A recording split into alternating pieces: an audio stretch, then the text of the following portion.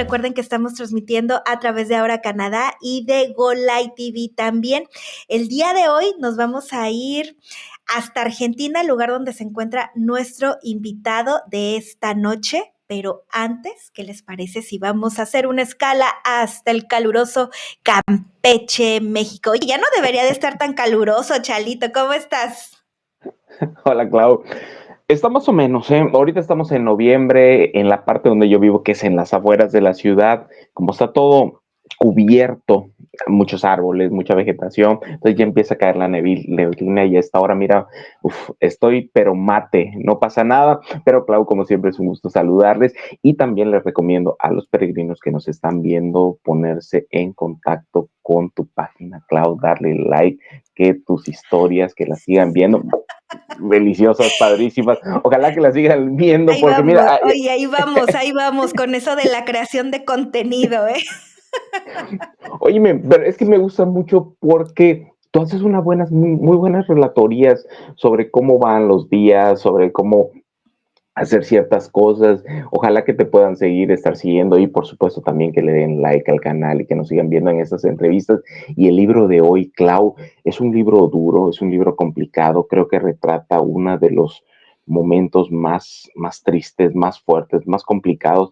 A veces creo que hoy vamos a tener mucho cuidado, sobre todo al momento de elegir las palabras con las cuales vamos a estar hablando, porque estamos tocando una de las fibras más sensibles de Latinoamérica, en particular sobre Argentina, que es el tema de las dictaduras, de las dictaduras militares que existieron en ese momento, y no estamos tan lejos, hace 50, 60 años, y las repercusiones que hay. Y creo que tiene una parte del libro que me encanta, que dice que todos somos, sigue siendo, siguen teniendo efectos, sigue existiendo. Esas dictaduras no solamente ocurrieron y que pasaron y ya, sino que hay hijos, abuelas, hermanos, nietos que quedaron impactados, y de eso vamos a estar hablando el día de hoy, Clau.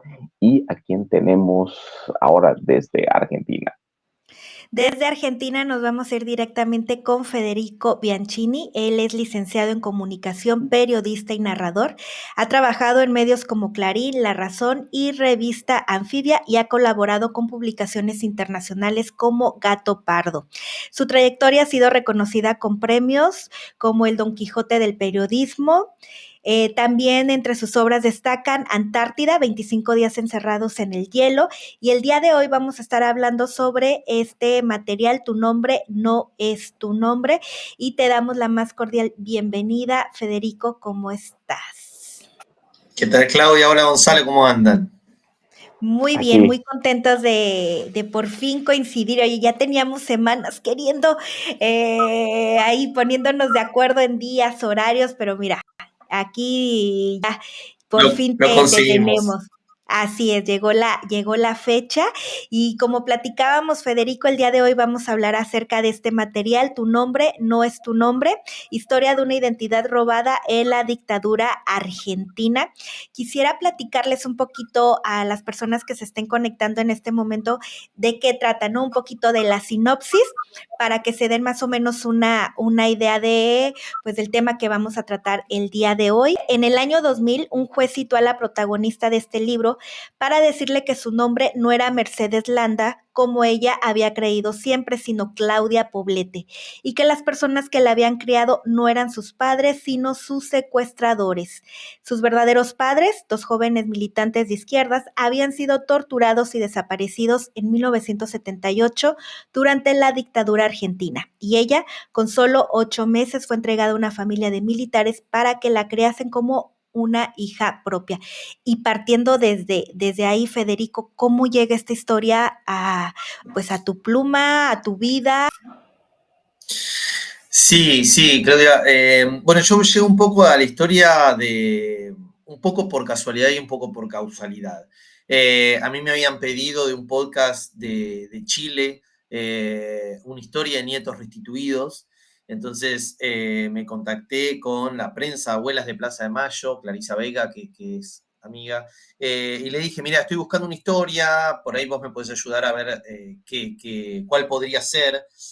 Me dijo, mira, hay una chica que por lo general no suele hablar con medios argentinos, pero que tiene padres chilenos y que muy probablemente, si es para Chile, le interese. Así que si querés, yo te puedo pasar el contacto de ella, se llama Claudia Poblete. Vos hablá con ella y me contás. Yo contacté a Claudia, nos juntamos para charlar, para explicarle un poco cuál era la idea del podcast. Y yo me encontré con una historia que me pareció muy, muy impactante de distintas aristas, ¿no? Por un lado, lo que decía Gonzalo, esto de que el año que viene se cumplen un aniversario de la dictadura y nosotros se cumplen 50 años de la dictadura. Y hoy ella es una persona que todas las mañanas se despierta pensando en lo que le pasó, ¿no? O sea, como que aún a 50 años de la dictadura argentina hay gente que todavía en el cuerpo tiene las marcas de lo que sucedió en ese momento. Por otro lado, había algo que es esto que los antropólogos llaman los sujetos incómodos, ¿no? Que era que cuando a Claudia le dicen que su nombre no era su nombre, ella durante mucho tiempo está en esta dualidad de decir, bueno, ¿qué es lo que hago? ¿No? ¿Cómo resuelvo esto? Claro, ella había sido criada durante 20 años por sus apropiadores, y ella decía que ella quería a esa gente, aunque les había mentido, aunque la habían engañado durante tantos años, ella los quería. Entonces era como tratar de entender qué hace una persona si después de 20 años de ser criada por militares, le dicen, mira, todo lo que vos crees no es como lo crees. Tu nombre no es tu nombre, tu documento no es tu documento, es un documento falso, la fecha de nacimiento tuya no es la fecha de nacimiento verdadera, y todo lo que crees en realidad es otra cosa. ¿Cómo uno se enfrenta a todo eso? Un poco esa idea fue la que me motivó a arrancar esto, ¿no? Fernando, mira, la primera vez que yo me entero sobre este tema, en particular de la dictadura, es de una canción de Ismael Serrano. Desafortunadamente, la memoria histórica universal, la memoria histórica latinoamericana, por alguna razón, bueno, sí sé por qué razón, temas políticos, temas sociales, nos da miedo, nos da pena, nos da vergüenza para el resto de nuestros hermanos latinoamericanos voltear a ver y decir, mira, pasó esto en Argentina, pasó esto en México, pasa esto en Centroamérica, y esa vergüenza nos hace olvidar, nos hace tratar de tapar. Y hay una canción de Ismael Serrano, es un cantante argentino español. Ismael Serrano dice, madre que tu hijo no ha desaparecido, madre que tu hijo aún sigue contigo, lo veo en tus ojos, lo veo en tu risa y en tus movimientos, en tu boca, lo veo nombrar. Y a mí me pareció esa canción tan profunda, es una canción que habla sobre las abuelas, las madres de Mayo, y me quedó siempre esta herida, este sentimiento sobre quiénes eran estas madres de Mayo, por qué caminaban, por qué había este trasfondo tan doloroso, tan complicado, y ojalá y tengas la oportunidad de escuchar esta canción, Ismael Serrano. Y duele pensar que en el pasado reciente, en Latinoamérica, en Argentina, tuvimos estas expresiones o tuvimos estas acciones militares que desencadenaron en el asesinato, en la mutilación, en el desmembramiento de familias de manera selectiva por razones políticas, por razones ideológicas. Y me pongo a pensar y me gustaría preguntarte, ¿tú qué opinas, Federico, sobre cómo llegar, cómo mirar, cómo ponernos hoy en el presente, voltear a ver al pasado y no tener vergüenza? ¿Qué podemos hacer hoy quienes estamos ahorita platicando sobre este libro, que lo vemos con texto y vemos y leemos tus 200, 300 palabras, 300 páginas y tal vez nos parezca una muy buena historia, quizás para hoy, para las generaciones actuales, esto sea una ficción, una historia que les puede parecer hasta de terror, pero no deja de ser algo que ocurrió hoy. Claudia, hoy la señora Poblete, la señora Herzilac, se levanta, se mira al espejo y ella sí que lo piensa, sí se da cuenta que fue algo que vivió. ¿Cómo voltear? ¿Qué podemos hacer quienes vivimos en el presente? Voltear el pasado y no tener vergüenza.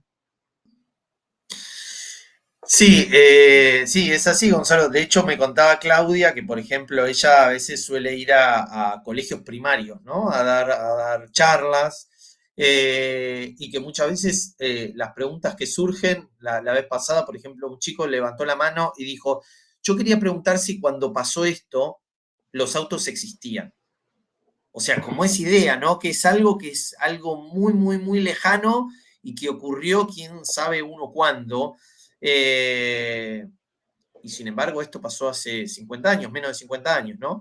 Eh, yo me di cuenta antes de sacar el libro, que si bien había mucho, se había contado mucho, había muchos relatos sobre dictaduras, sobre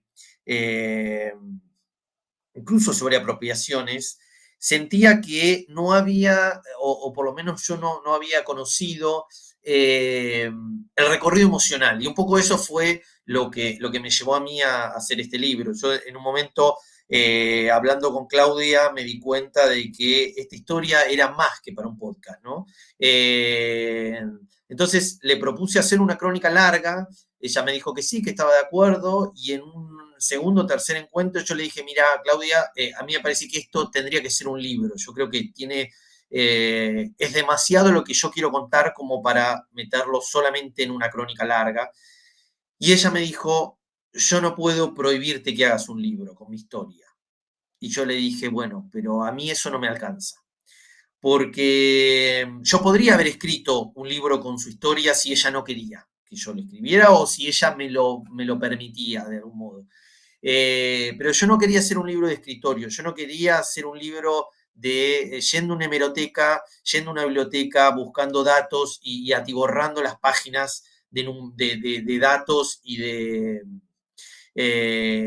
información, sino lo que a mí me interesaba era tratar de entender cómo había sentido ella ese proceso, ¿no? Cómo había pasado del momento, el día en el que un juez le dice tu nombre no es tu nombre, vos no sos quien creés, eh, y había sobrevenido un estado de confusión, de miedo, de enojo, ¿no? Una mezcla de sensaciones y emociones, hasta hoy que Claudia Poblete trabaja en la comisión directiva de Abuelas de Plaza de Mayo y de algún modo es la heredera de una lucha que viene por muchos, muchos años, ¿no?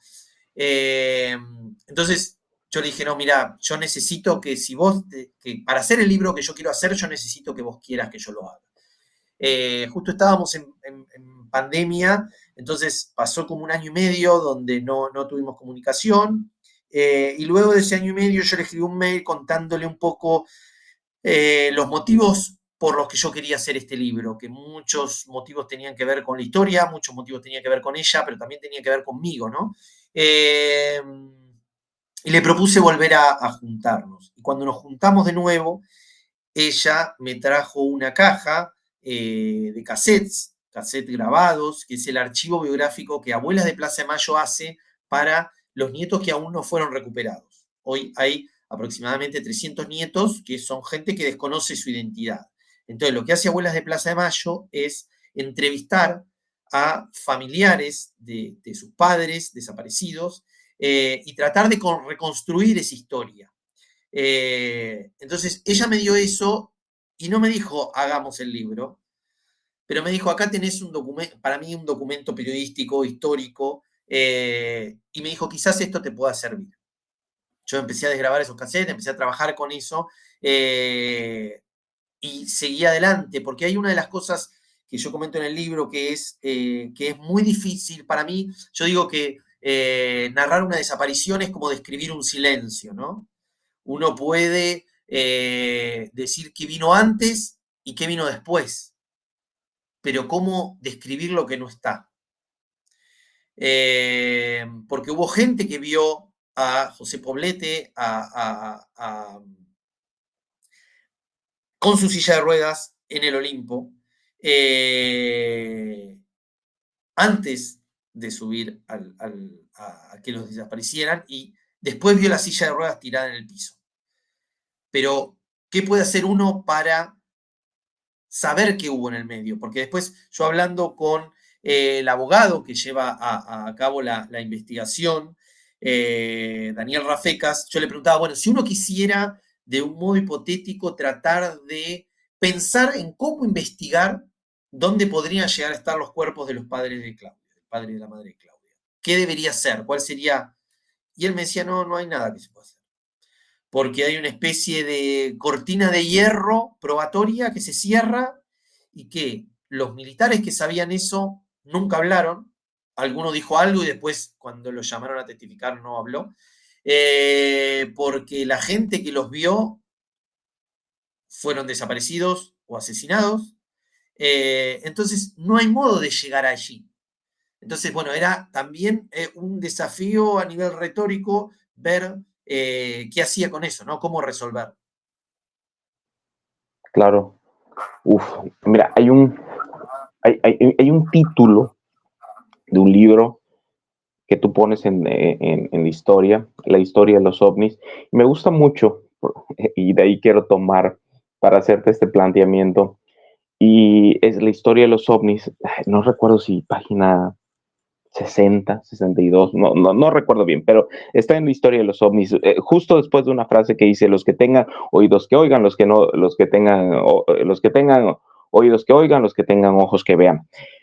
Y planteas sobre ese libro, ella va contando Mercedes, va contando Merceditas, y dice sobre un mundo ideal, sobre un mundo fantástico donde se privilegia la sabiduría, la bondad, la belleza y este mundo idílico. Y sin embargo, ella en ese momento cuenta esta historia también como una especie de mundo paralelo para poder sobrellevar la propia realidad que ella está viviendo. Y justo, Federico, hace rato te dije Fernando, pero es Fernando Delgadillo, nada más para que los peregrinos no digan, no vaya a ser que sea Fernando Federico, ya para que no es la familia Peluche, eso es un guiño aquí muy mexicano, pero es Federico. Y Federico, sobre todo cuando te pones a analizar sobre las posibilidades de lo que a uno le gustaría que sean, ya ponernos más filosóficos sobre lo que uno vivió, sobre este mundo. Muchas veces uno equipara lo que pudo ser o lo que te gustaría que sea como como lo que es. ¿Cómo sobrellevas? ¿Qué te contó Claudia sobre, y no Claudia Castro, y que Claudia Castro también, para los peregrinos que estén llegando y digan, oye, ¿qué pasó? ¿Qué le pasó a Claudia? No, Claudia está muy bien, está ahí, está aquí con nosotros. Eh, ¿Cómo sobrellevas, por un lado, lo que te dicta tu mente y lo que te gustaría que sea, y por el otro lado, lo que te toca vivir, que incluso hasta tus mismos alumnos, tus mismos compañeros te señalen, te apuntan, porque como dices tú, y lo dices al principio de la obra, que ella no se preocupó por lo que le di, bueno, obviamente se preocupó, pero ella estaba más enfocada en qué le pasó a Seferino, qué le pasó a Mercedes, si ellos están bien, y luego tú vas relatando más adelante dentro de la historia que en ese mismo tribunal en ocasión le dijo sus nombres, pero al final también les dijo sus papás.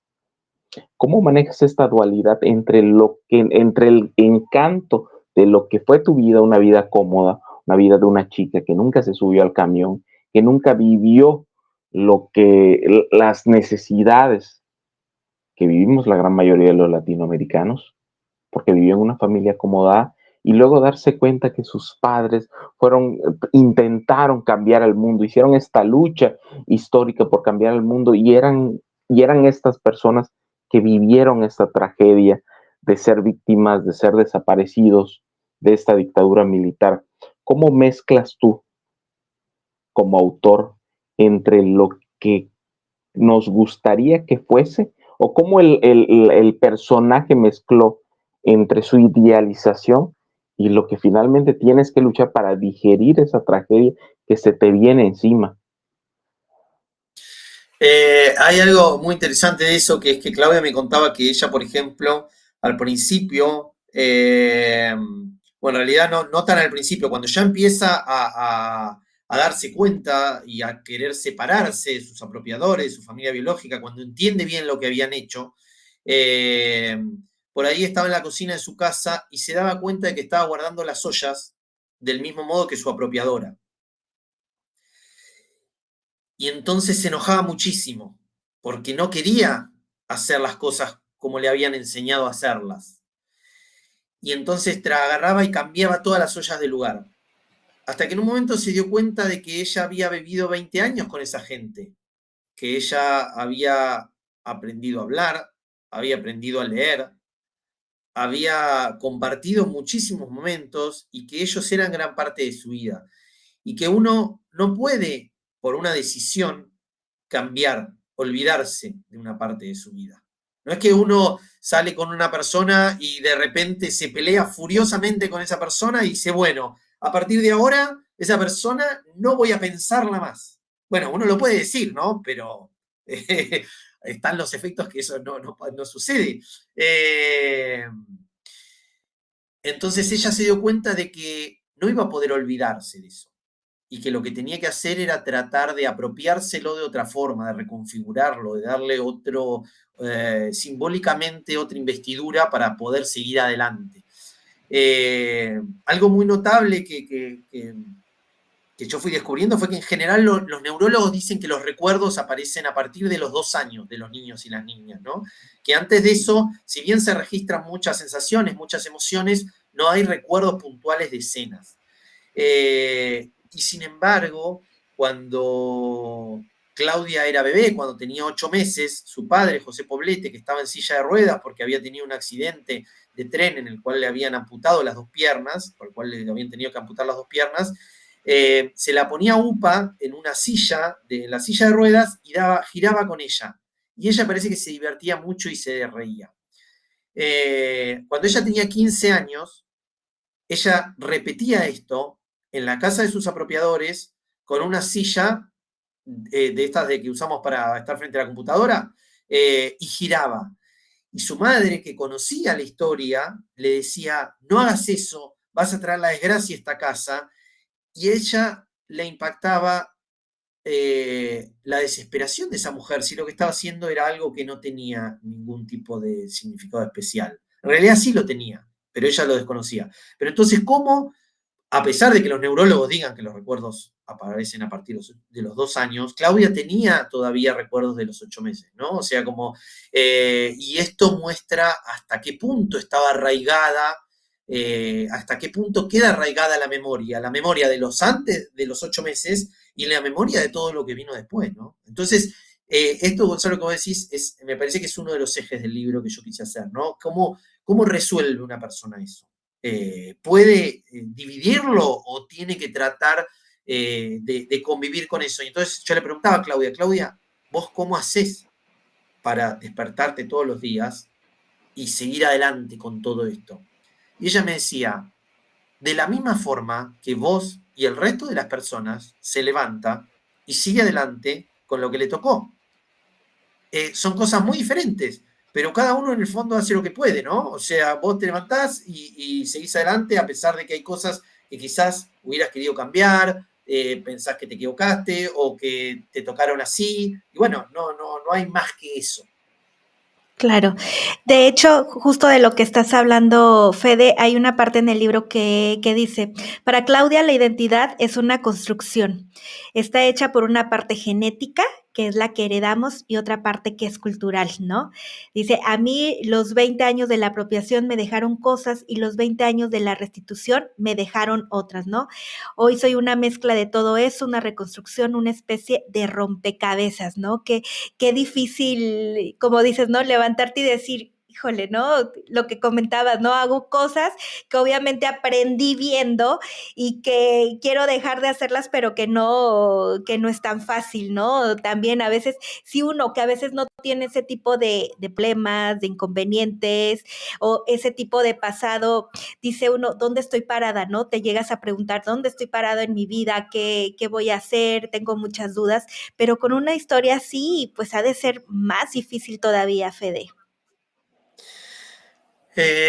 Sí, sí, me parece que hay algo, esto que vos decías del rompecabezas, que Claudia me dice, por ejemplo, que si bien ella tiene fotos de sus padres, cosa que mucha gente que tiene padres desaparecidos no tiene, porque ella, bueno, fue secuestrada a los 8 meses, entonces tiene fotos de bebé con sus padres, ella nunca escuchó la voz de su madre y de su padre. Y que muchas veces piensa en eso, ¿no? Piensa cómo reconstruir eso y se da cuenta de que no hay modo. Eh, y yo tomando un poco esta idea del rompecabezas, también la utilicé para pensar la estructura del libro, ¿no? Yo en un momento me di cuenta de que la cantidad de información que tenía era una cantidad exorbitante, porque en esta historia confluían la historia de Abuelas de Plaza de Mayo, la historia del Frente de Lisiados Peronista, que es un frente de lisiados que funda el padre de Claudia, la historia de las desapariciones, la historia de ella, la historia de sus apropiadores. Digo, había mucha información.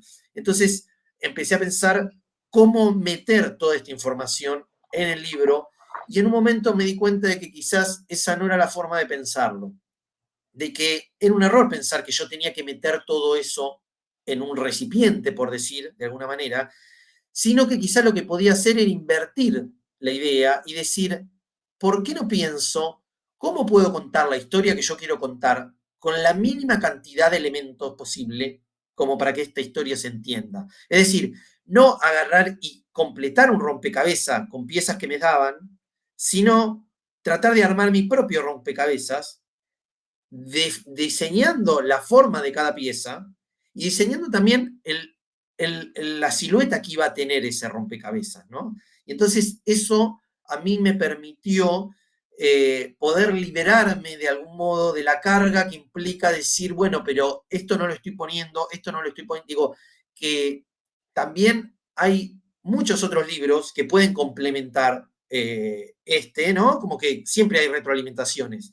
Pero yo en un principio lo sentía eso como una carga, como decir, bueno, pero acá hay mucha información que yo estoy dejando afuera y la forma de resolverlo fue usando esta idea que tiene Claudia de la vida como un rompecabezas. Dije, bueno, si la vida de Claudia es como un rompecabezas, quizás mi libro yo lo puedo pensar como si fuera un rompecabezas también, en donde voy poniendo fragmentos y partes y que eso va a armar una figura que quizás todavía no conocemos, pero que puede ser suficiente como para narrar su historia. Ahora, yo creo que uno de los grandes aciertos del libro, y lo confirmo ahora que estás hablando, es el lenguaje. Porque no es lo mismo decir los papás de la autora que sus apropiadores. No es lo mismo decir Gertrudis que la mamá biológica. No es lo mismo decir las mujeres que se reunían, que se ponían estos velos con una razón política. Tal vez lo que nos toca vivir a nosotros, que bueno, a mí en lo particular, que tengo ya 30 y muchos, 40 y pocos, tengo 40 años, acabo de cumplir, y me toca vivir yo ya vivo lo que es el resultado. A mí me toca vivir esas señoras caminando, ya solo es el recuerdo, la memoria colectiva de lo que ocurrió, pero en el libro, el lenguaje que utiliza el libro, y eso fue, mira, me encanta a nivel literario, pero me asusta, me golpea a nivel emocional, es cómo ellas tenían que caminar alrededor no solamente de la plaza, algunas iban a la de izquierda, algunas se iban a la derecha, se ponían el pañuelo, porque algunas tenían que trabajar y no me vayan a reconocer, porque eso mismo podía entorpecer la búsqueda y también se unían hombres y también se unían otras personas que se acercaban, también algunos de los policías mostraban cierta condescendencia, algunos no, algunos militares eran terriblemente violentos, algunos dentro de su propia fantasía que ellos inventaban para poder sobrellevar como ¿cómo te imaginas que una persona que se lleva a una niña y que se apropia de ella y que la crían en lo mejor de sus posibilidades, pero al mismo tiempo secuestraron, se la llevaron. ¿Cómo manejar esta dualidad? Pero yo quiero platicar sobre el lenguaje. ¿Qué tan importante es? No, uno no, aquí cualquiera podría ponerse y ya. Como diría, en Cuéntame un libro nos citamos a Wittgenstein, pero es cierto, los límites del lenguaje, lo que tú mencionas, es como, o lo que cita Foucault, la manera, los ejemplos que usas, el lenguaje que utilizas, la manera en cómo nombras las cosas, es fundamental para determinar la propia configuración de la realidad, del seteo que tiene, porque estoy muy seguro, Federico, que si hubiésemos o si en gran parte del libro no utilizásemos la palabra apropiadores y utilizásemos los padres de o los padres adoptivos, mira qué diferente hubiese sido. ¿Cuál es la importancia? Y no solamente para ti, Federico, sino también la pregunta es para Claudia y para algunos de los peregrinos que nos está viendo, gente tal vez de la edad de mis padres que pudiesen haber vivido esa experiencia de lo que fue la dictadura militar, la importancia de nombrar las cosas por su verdadero nombre. Incluso tú me haces algunos guiños sobre cuestiones legales, pero eso te lo quiero hacerte otra pregunta. El lenguaje, la importancia del lenguaje para aterrizar la realidad. Sí, yo creo que es clave. A mí, mientras vos hablabas, yo pensaba en una escena que me pasó al principio, cuando yo la entrevistaba a Claudia, que en una de las primeras entrevistas yo me descubrí llorando. O sea, ella me hablaba y a mí se me caían las lágrimas. Mientras a mí se me caían las lágrimas, yo pensaba dos cosas. Por un lado pensaba, qué potente que es esta historia que está a mí, que estoy en situación de entrevista, prestando atención a lo que ella me dice y a sus gestos y a lo que está hablando, me está haciendo emocionar así. Por otro lado pensaba, si yo me estoy emocionando así, no puedo prestar atención a lo que me está diciendo, entonces tenía que tratar de salir de esa emoción, ¿no? Y yo se lo dije. Le dije, Claudia, paremos un segundo. ¿Cómo puede ser que yo esté llorando y vos me estás contando esta historia como si le hubiera pasado a otra persona? Que fue la forma que yo tuve de escaparme, ¿no? De esa emoción. Trato de no escaparme de las emociones, pero en ese momento no era el lugar para emocionarme, porque me estaba perdiendo de mucho. Y Claudia me dijo, no, bueno, es que yo, este camino, este relato que te estoy haciendo, ya lo hice muchas veces, y yo tengo una especie de sendero por el que camino mientras cuento mi historia. Es un sendero que he recorrido muchas veces, te darás cuenta que uso incluso las mismas palabras. De tanto ir y venir, yo he generado como una especie de surco en la tierra, y yo camino por ese surco, y no me muevo de ese surco. Y si en algún momento vos me pedís que yo te dé algunas fotos, yo te voy a dar alguna de las 2 o 3 fotos que les doy a los periodistas, y no otra. Porque esa es mi forma de preservarme. Entonces, a partir de lo que ella me dijo en ese momento, yo después intenté todo el tiempo, sin correr el límite, ¿no? Pero tratar de correrlo un poco de ese surco. Y después, más adelante, charlando con ella, sí, o sea, como que creo que hubo, que ella se permitió contar otras cosas, ¿no? Pero más allá de eso, cuando yo hablaba y en eso, yo, al tener una historia que era tan emocionante, tan potente, yo sentía que el lenguaje que yo tenía que usar en el libro tenía que ser un lenguaje casi transparente, un lenguaje que le permitiera al lector no detenerse en el lenguaje que yo estaba usando, sino simplemente tratar de llegar a la historia. Digo, es una utopía, ¿no? Eso uno todo el tiempo batalla contra el lenguaje cuando escribe y trata de que el lector cuando lee, al lector le vayan apareciendo todo lo que uno narra y que no haya nada en el medio, ¿no? Que no haya mediación, que es un imposible, porque de hecho es el artificio. Pero un poco fue eso, fue tratar de que el lenguaje fuera lo más, pasara lo más inadvertido posible, si se podía, para ir creando en la cabeza del lector, de la lectora, estas figuras que hicieran que la historia no estuviera interrumpida por las palabras, sino que le llegara directamente como a mí me había llegado en el momento que yo escuchaba la historia de Claudia y sin poder hacer otra cosa, y aún tratando de frenar la emoción, sentía que las lágrimas me recorrían la cara, ¿no? Claro.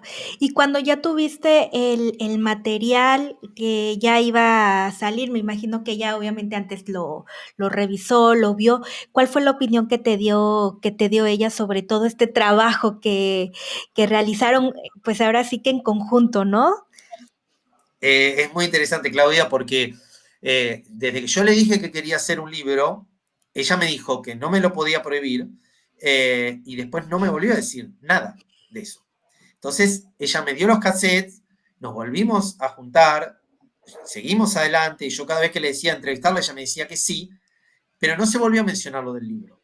Entonces, yo en un momento, ya cuando empecé a escribir el libro, la llamé por teléfono, le dije, mirá, bueno, sobre el libro, y me dijo, bueno, está bien. Le dije, mirá, hay una posibilidad que salga en España.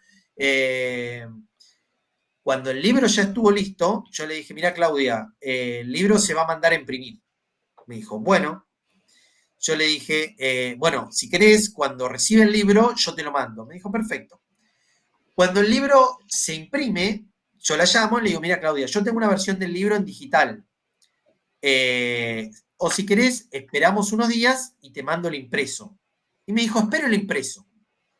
Claro, yo después me di cuenta de que leer un libro con una historia tan emotiva también tiene un gran impacto, ¿no? Para quien la cuenta.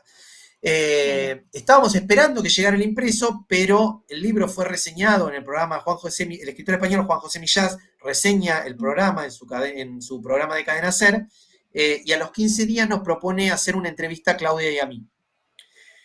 Entonces yo le llamo a Claudia y le digo, Claudia, mirá, Juan José Millás nos quiere entrevistar, y me dice, bueno, pero en ese caso yo tengo que leer el libro y lo tengo que leer en digital. Y esto era como faltaban 2 días para la entrevista. Claro. Entonces me dijo, bueno, mándamelo. Entonces salimos al aire de la entrevista y yo todavía no sabía qué pensaba Claudia del libro y estaba muy inquieto con eso.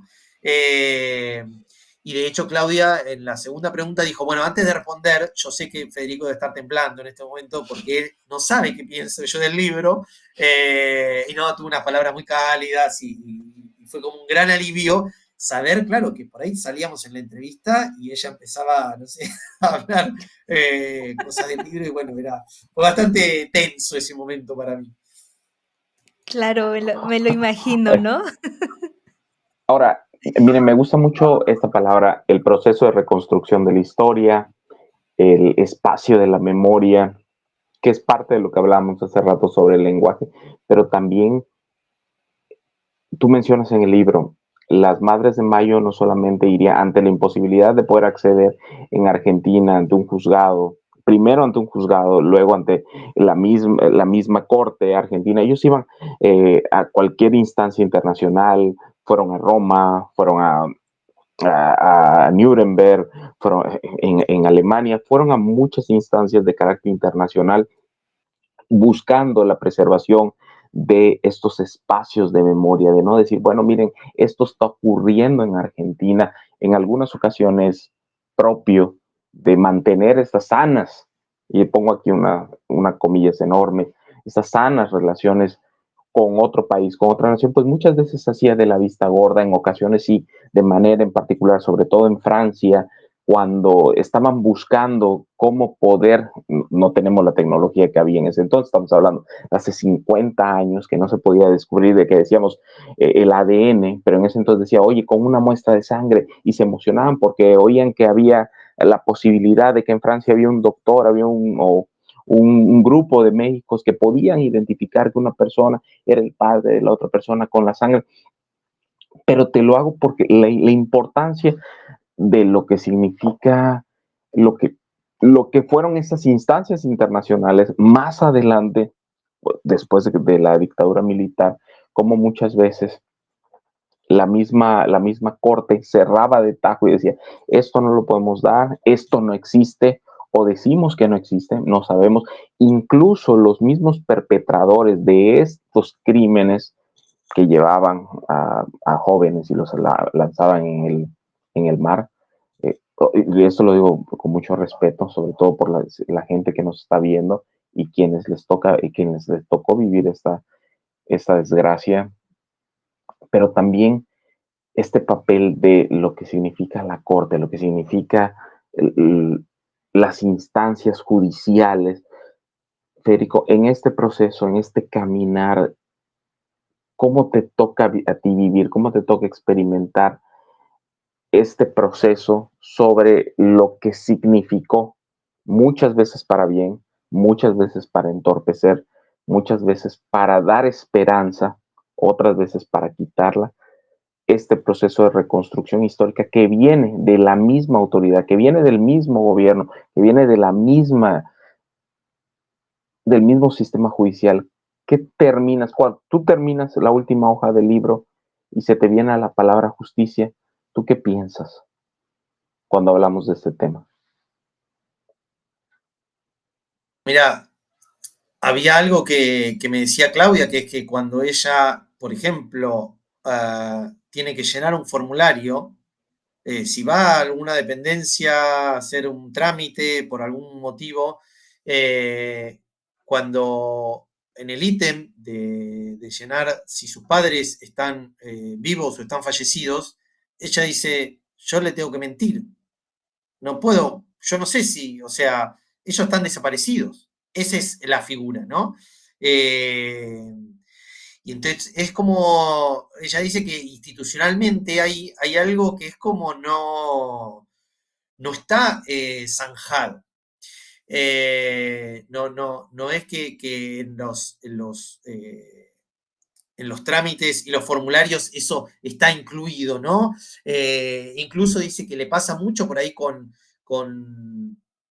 cuando lleva al hijo o a la hija al pediatra y le preguntaban, bueno, y a ver, los antecedentes, los abuelos de estos nenes, ¿qué enfermedades tuvieron? Y ella dice, no sé. Y dice, ¿cómo no sabes?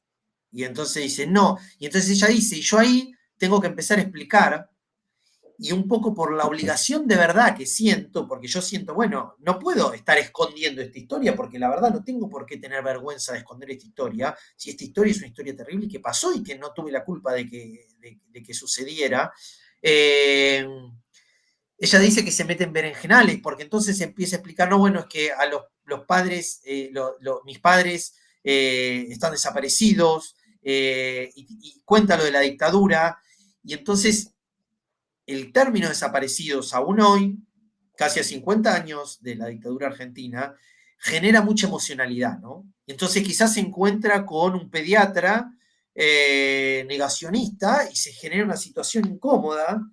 eh, y ella dice que un poco esas situaciones surgen porque el tema todavía está ahí, ¿no? O sea, es como un tema que es muy complejo. En realidad, el tema es complejo, pero también es muy complejo llegar a un acuerdo y a aceptar la verdad, ¿no? O sea, que este también es uno de los ejes del libro, ¿no? Como cómo lidiar con la verdad, porque Claudia dice que durante muchos años, cuando ella era chica, había cosas que le parecían que no cerraban tanto. Había cosas que cuando iba caminando con su apropiadora y la paraban en la calle, las vecinas le decían, ay, qué linda tu nietita, porque las edades no daban para que esa mujer tuviera una hija de esa edad. Y sin embargo, y su apropiadora se ponía furiosa y seguía caminando. Eh, y ella le decía, mamá, ¿por qué es esto? Mamá, no importa, vamos. Sí. Ella, y una de las primeras cuentas que aprendió a hacer fue a sacar la edad de las personas. Y al sacar la edad a los padres, los supuestos padres, ella en ese momento creía que eran sus padres, y su edad. Y había algo que no era compatible, ¿no? Y ella dice que de alguna forma ella durante muchos años de su vida se hizo la distraída con eso. No sabría decir por qué, pero Claro. sabía que había algo ahí que no encajaba. Eh, De hecho, y que pensaba, ¿no? afrontaron. En el mismo libro comentas, Fede, que ella dijo, bueno, a lo mejor soy hija de algún pariente y me dieron con ellos para que me criaran como se usaba. Así, así, la verdad es que así pasaba hace muchos años, ¿no? El que había un embarazo no deseado, pues bueno, ahora sí que pues se lo damos a quien, al más cercano, ¿no? A las personas que no pudieron tener hijos O y que entre la sabemos que misma les van a dar familia. buena. Sí, claro. Sí, sí, sí, sí, Sí, sí. que eras el hermanito, pero en realidad eras el hijo de la hermana mayor. También Claro, pasaba. claro. Y que uno podía decir, bueno, esto lo sé, o podía decir, bueno, me mantengo. Y claro, ella también lo que dice es que cuando ella le llega una situación judicial para ir a donar sangre, y ella va. Y entonces ella decía, bueno, yo tenía estas dudas y en ese momento también podría haberme, ella le pregunta al juez, ¿yo me puedo negar a hacerme este examen? Y el juez le dice, si hubo un delito, vos sos la prueba del delito. Y ella, frente a eso, decide, bueno, entonces voy a ver si hubo un delito o no. Y va, y entonces eso desencadena toda la historia que vino después. No podemos dejar de mirar que todo está, que el dinosaurio, que el monstruo está a la vuelta de la esquina.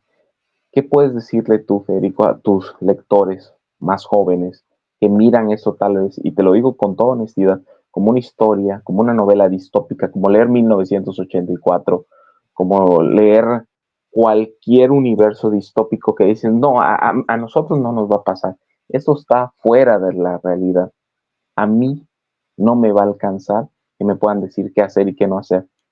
Y repito, la historia nos ha mostrado que el dinosaurio sigue allá.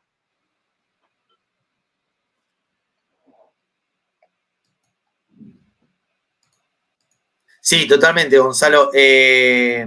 Mira, cuando el libro salió en 2023 en España, el libro del Cabo, y se publicó este año en marzo en Argentina.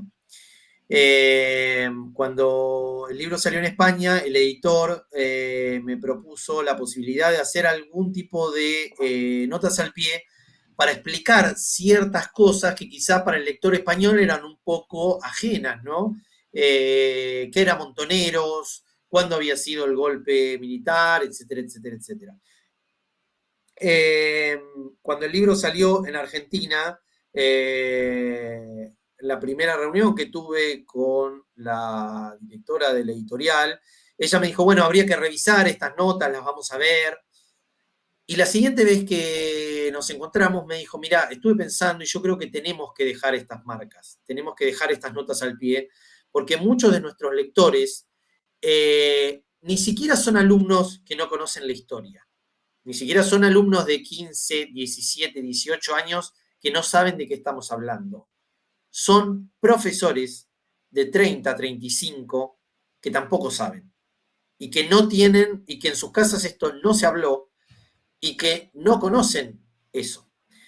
Y si a esto le sumamos, como bien vos decías, que en el contexto actual el presidente argentino en su campaña, durante su campaña, negó la cifra de 30.000 desaparecidos y detenidos, que la vicepresidenta argentina, Victoria Villarruel, es una férrea y defensora pública y reivindicadora de la dictadura argentina,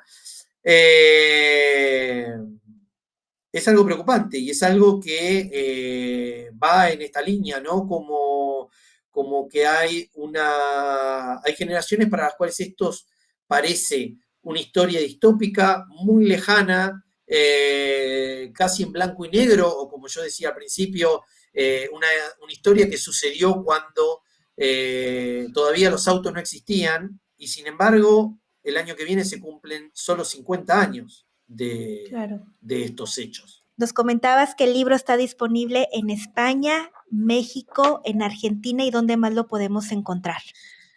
Exacto. El libro se puede encontrar en Libros del Cao, en la web de Libros del Cao, que está o en Amazon, está disponible para tanto en físico como en versión digital. Y después en Argentina lo publicó también Marea.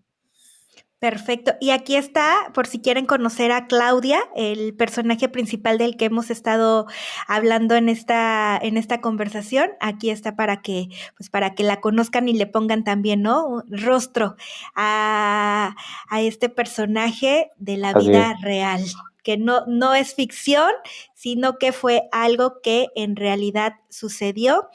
Y bueno, yo te quiero agradecer muchísimo el que hayas estado aquí con nosotros, Fede. Aquí te voy aquí al aire.